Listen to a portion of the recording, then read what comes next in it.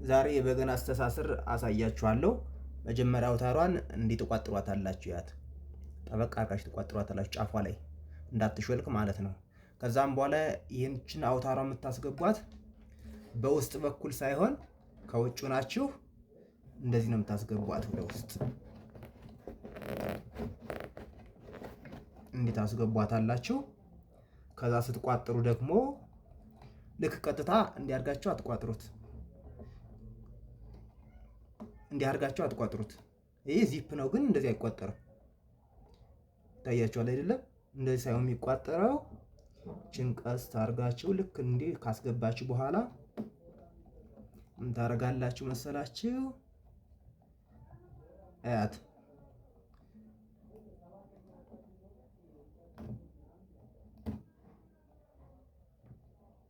ያሳያችሁ። ያው ያ ማለት አውታሩን ቋጠሮ እንዳይዘው። ይሄ ቋጠሮ መያዝ የለበትም። ብቻ ናቷን የቋጠራችኋት የለችም። እሷ ይህንን አውታሩን መንካት የለበትም። እሱ ማፈን የለበትም። ስለዚህ ጫፏ የምትቋጠረው ከዚህ ከሚደረደው አውታሩ ጋር ሳይሆን ዚፕ ከምትሰራዋ አውታር ጋር እቺ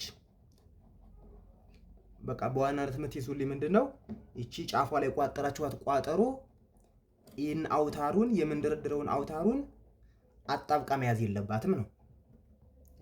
ከዛ ዚፕ ታረጓታላችሁ። ያው እንዲቋጠራል እንዲህ ነው የሚቋጠረው ማለት ነው። ከዛም በኋላ በቃ ከላይ በመቃኛው ወጥራችሁ ቅኝቱን ጋይታችሁ መዘመር ትችላላችሁ ማለት ነው። ለዛሬ በቃ